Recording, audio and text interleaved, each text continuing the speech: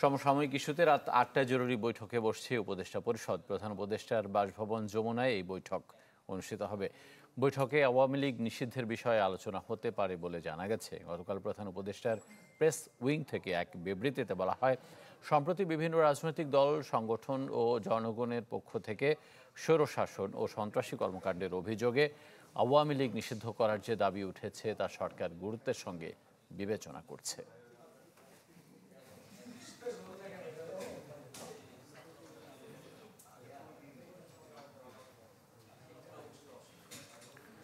প্রধান উপদেষ্টা সরকারি বাসভবন যমুনার সামনে থেকে সরাসরি যুক্ত হচ্ছেন আমাদের সহকর্মী নাফিউল ইসলাম লিংকন। লিঙ্কন, নিশ্চয়ই শুনতে পাচ্ছেন, বৈঠকের হয়তো আর ৪৫ মিনিটের মতো বাকি রয়েছে। কারা কারা এখন পর্যন্ত প্রবেশ করলেন এবং কি কি বিষয় আলোচনা হতে পারে আপনি কিছু জানতে পেরেছেন কিনা?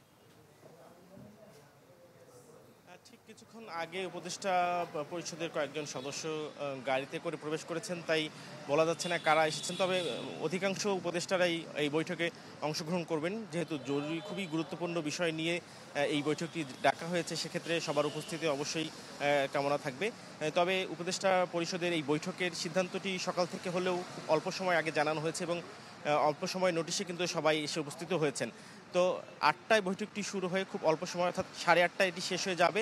এরপরে এখানে ব্রিফিং আছে। তবে জানিয়ে রাখি যে গতকাল প্রধান উপদেষ্টার প্রেস উইং থেকে যে বিবৃতিটি দেওয়া হয়েছিল সেখানে কিন্তু বলা হয়েছে যে সরকার এটি খুব গুরুত্বের সঙ্গে বিবেচনা করছে, অর্থাৎ আওয়ামী লীগের নিষিদ্ধ করার বিষয়টি এটি সরকার গুরুত্ব দিচ্ছে এবং এর মধ্যে সকল রাজনৈতিক দল সহ স্টেক হোল্ডারদের সঙ্গে কিন্তু আলোচনা করে একটু দ্রুত সিদ্ধান্ত নেওয়া হবে।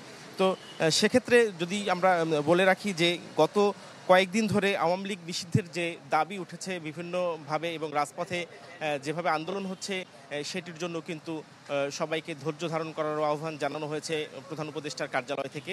এবং সেখানে বলা হয়েছে যে সন্ত্রাস বিরোধী আইন, যে আইনে সম্প্রতি ছাত্রলীগকে নিষিদ্ধ করা হয়েছে জুলাই বিপ্লবের সময় এবং গণ অভ্যুত্থানের সময় ছাত্রলীগের ভূমিকার কারণে, এই অভ্যুত্থান পরবর্তী কিন্তু ছাত্রলীগ নিষিদ্ধ করা হয়েছে।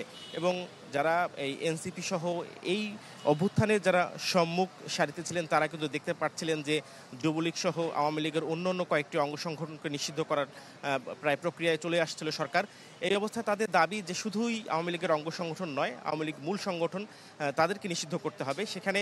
এবং সরকারও কিন্তু বলে আসছে যে তাদেরকে নিষিদ্ধ করার ক্ষেত্রে জাতিসংঘের মানবাধিকার যে রিপোর্ট আমাদের জুলাই বিপ্লবকে নিয়ে দেওয়া হয়েছে সেটি তারা বিবেচনায় আনছেন এবং দেশে প্রচলিত যে আইনগুলো রয়েছে সেটি তো সম্ভব এবং সেটি কিন্তু আইন উপদেষ্টা আসিফ নজরুলও জানিয়ে দিয়েছেন।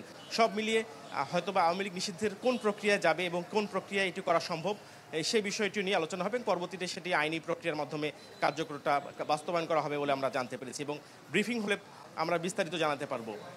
এই ছিল অনেক ধন্যবাদ। অনেক ধন্যবাদ লিংকন আপনাকে। দর্শক, প্রধান উপদেষ্টা সরকারি বাসভবন যমুনার সামনে থেকে যুক্ত হয়েছিলেন নাফিউল ইসলাম লিংকন।